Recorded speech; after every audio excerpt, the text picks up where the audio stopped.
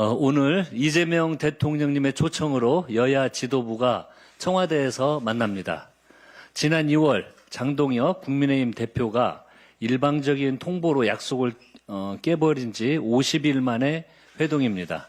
오늘 회동은 중동 전쟁 발발 38일째 급박한 위기 상황에서 열리는 여야정 민생경제협의체 회담입니다.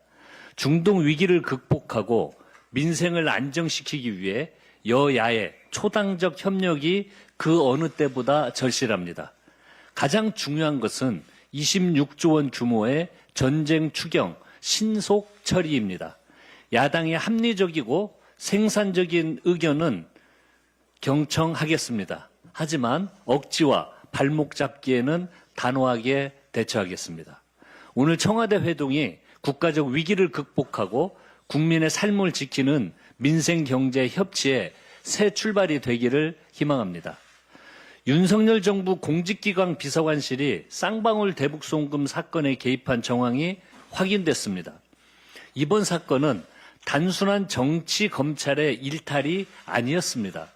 국가 권력을 총동원한 전대미문의 초대형 국정농단이었습니다. 모든 정황이 사실로 확정된다면 이는 대한민국 법치의 근간을 송두리째 뒤흔든 최악의 권력 사유화이자 국기문란으로 기록될 것입니다. 오직 이재명 주격이 정적 제거에만 혈안이 되어 있었던 광기 어린 윤석열 검찰 정권의 망동이었습니다. 조작 기소의 몸통은 대통령실이었고 손발은 정치 검찰이었습니다. 수계는 바로 윤석열일 것입니다. 도대체 이게 무슨 검찰이고 대통령실입니까? 정상적인 정부였다면 이런 일을 벌일 수 없습니다.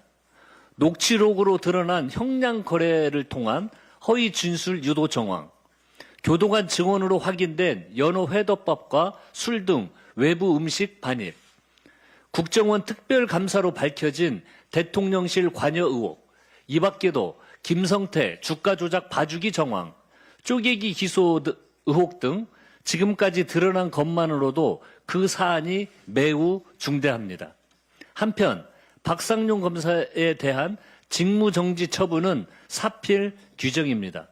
박 검사는 연어 술파티, 허위진술 유도, 형량 거래 정황이 드러났음에도 반성은커녕 뻔뻔한 태도를 보여왔습니다.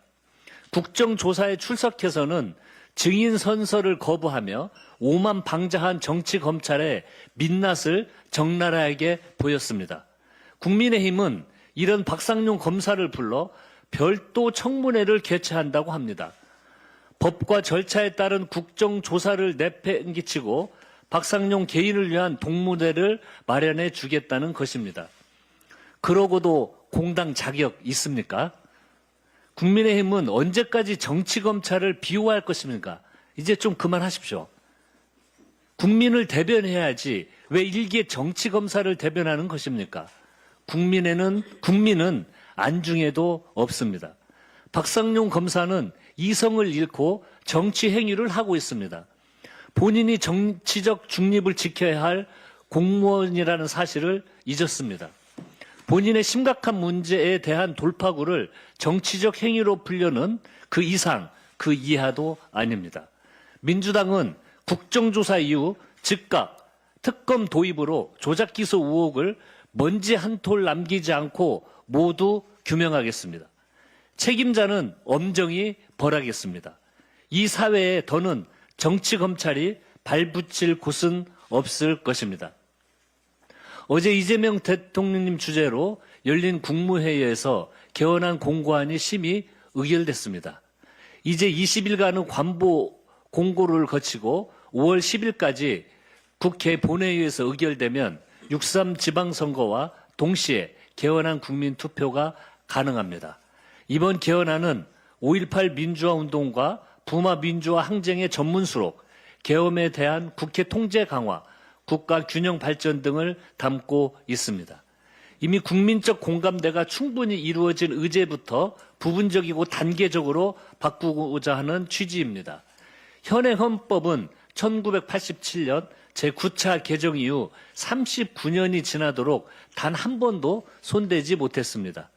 AI 기술 혁명과 내란을 극복한 국민 주권 시대, 대한민국의 대도약을 뒷받침할 새로운 헌법이 절실합니다. 민주당은 대한민국의 새로운 100년을 준비하는 개헌 완수를 위해 최선을 다하겠습니다. 이상입니다.